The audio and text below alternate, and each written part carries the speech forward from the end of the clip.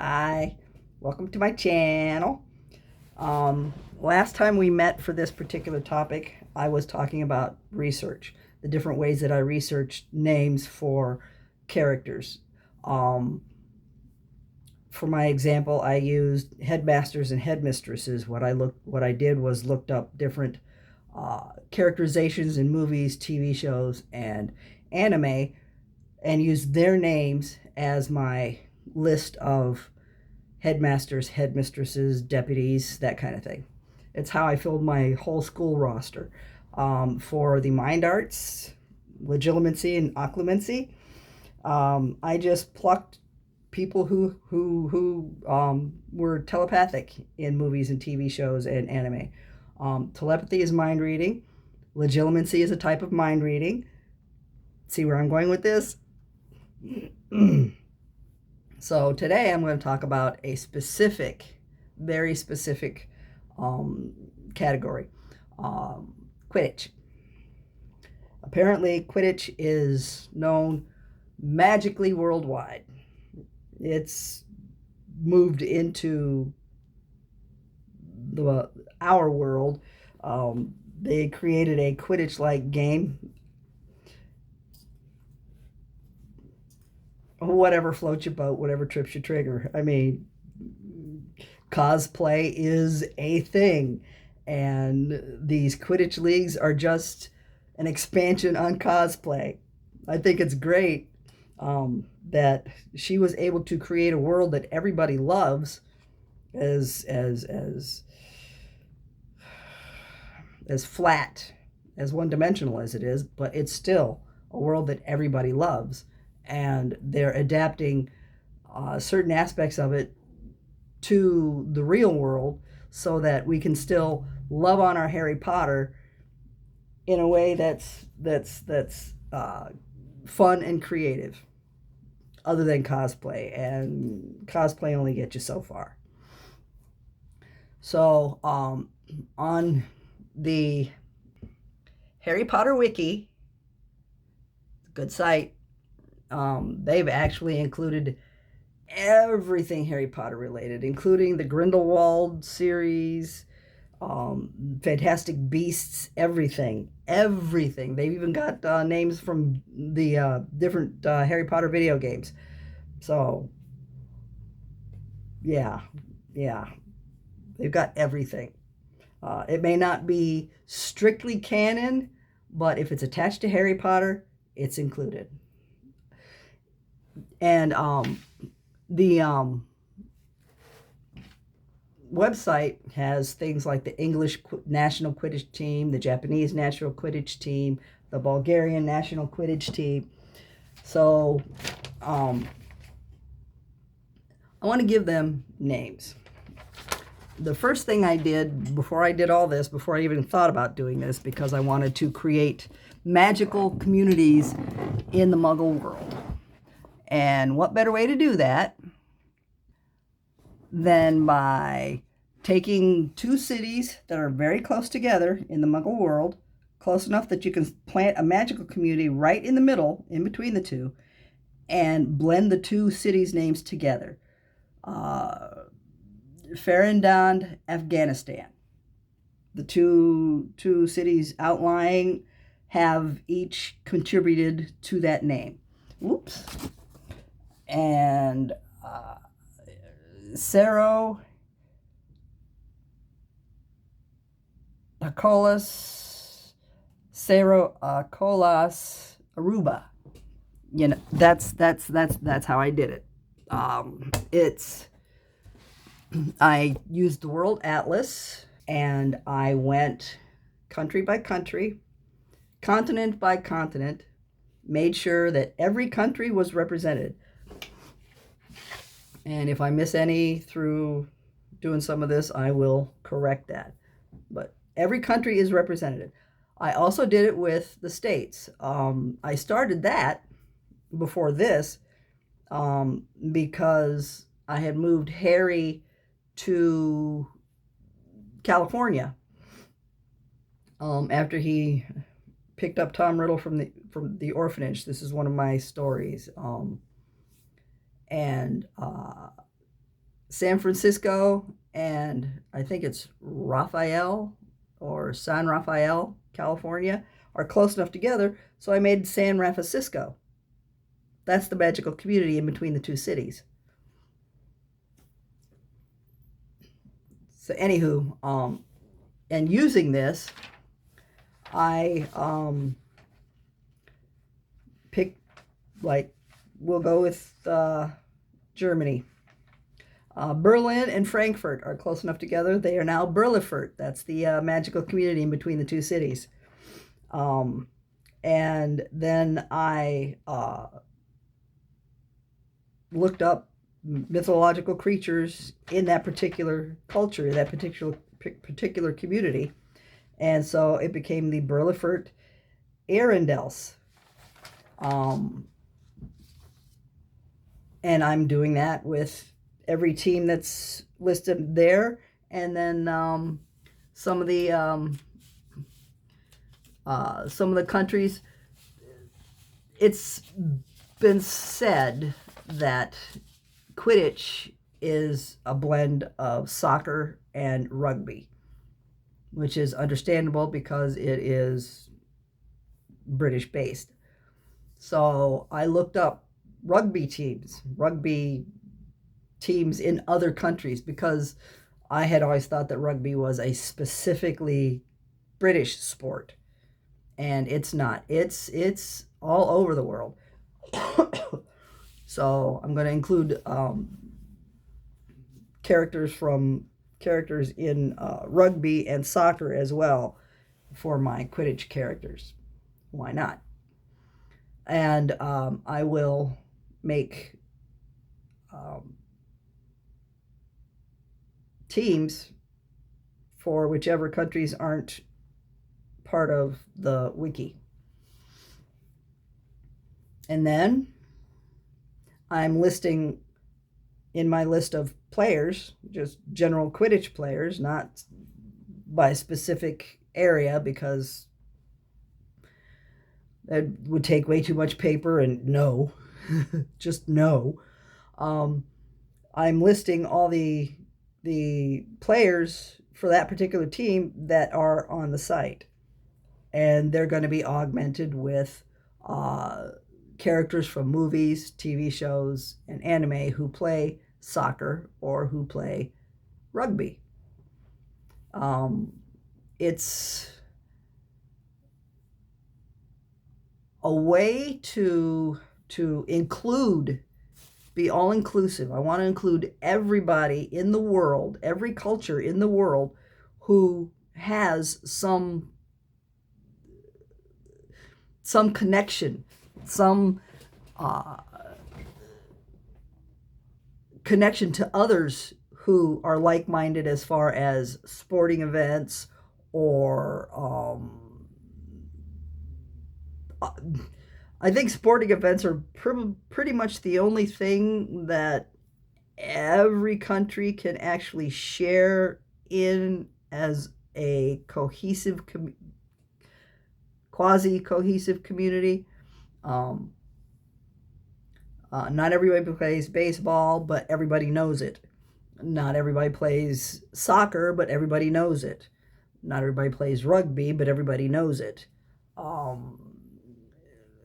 Basketball, baseball, hockey, all different kinds of sports that not every country is involved in, or not every community is involved in, but everybody knows what it is, and everybody enjoys it. Well, not everybody, but there are people in other communities who enjoy these sports as much as the rest of us do. So I'm trying to, this is where JK kind of dropped the ball a bit. I'm trying to include other cultures, because other cultures are just as important, just as valued and valuable as ours is.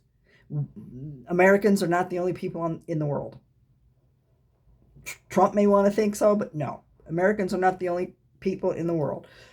So therefore, the American culture is not the only viable, valued culture in the world. It's not.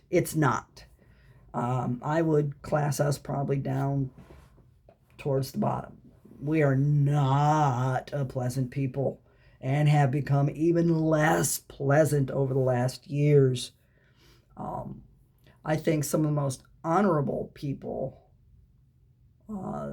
some of the most intelligent, one of the most intelligent cultures is Japan.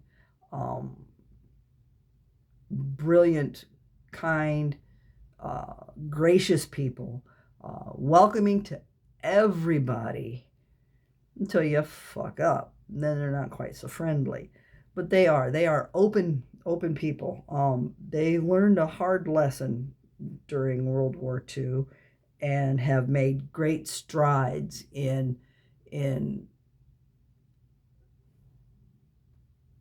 showing us their humanity. Great strides. They are a wonderful people. Wonderful people. The Swiss and the Norwegians, wonderful people. Gracious, kind, generous. We all have our moments. There are times when you need to bring the bitch out or the bastard. That's unnecessary evil, as is anything else that we have to deal with in a manner less than courteously. So, yeah, it is what it is. We all have our issues. We all have our moments in our history, or even now, where things are just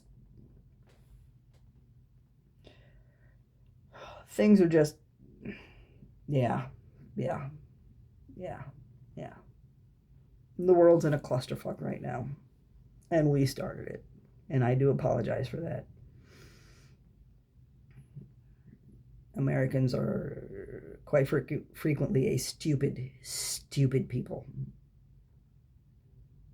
Anywho, so that's what I'm doing with the Quidditch players. I'm making a key.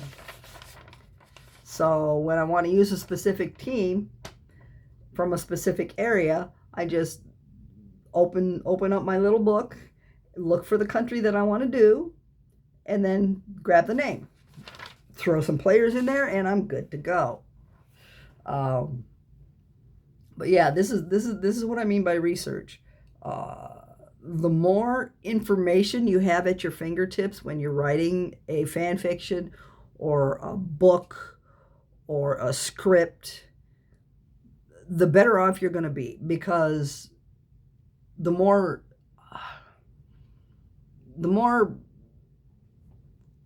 realism and humanity you can put into it, the more people are going to enjoy it. If you can create something that people will fall into automatically, that a world that could be my next door or the city next door kind of thing, you've done your job, and you've brought everybody into the world with you. That's why I do what I do with the excuse me, with the fan fiction, is because my fans, my readers, I won't call them fans, even though technically they're my readers, they're my contributors, because oh my God, some of these stories would not have gotten as far as they did without their wonderful contributions and without their, oh hey, you fucked this up, you might want to fix that. I have no ego at all. As far as I'm concerned, fan fiction belongs to everybody. So everybody should be able to contribute, even if they don't write themselves. Everybody should be able to say, hey, look, you fucked up. Can you fix that? Because it doesn't make sense, or it just knocked me right out of the story. And writers, because you're not getting paid for this, you're not earning any money for this. You can't. It's called copyright infringement, and she will come down on your ass like a ton of bricks. Since you're not getting paid for this, There's nothing wrong with taking constructive criticism for what it is and applying it when necessary, and taking an occasional contribution from a fan, from a reader who says, you know what, this is great. Do you think you might be able to expand on this with maybe doing this? I have created a great many wonderful chapters that help carry the story along through tips and tricks from my readers. No ego. I'm grateful for their continued contributions. I'm grateful for their help, their assistance, and I'm most especially grateful because they let me into their lives for a little while, every once in a while, after I post a chapter. It's it's rewarding, and it's my community, and they contribute as much to this as I do. That's all there is to it. So yeah, no ego. It doesn't get you anywhere. Just ask Tom Cruise or Amber Heard. No ego. Okay, having explained that, I shall see you again next Saturday for another peek into the madness that is my fan fiction life. Here's hoping you have a great day. It's getting nice out there. Storms, but then the weather's been really weird for the last few years anyway. It's a great time to go out, take a walk around the block, or 3 or 5, or however many you need to take. Breathe. I know things are not looking great for this country, and I know things are probably not looking great for some of the other countries out there. It's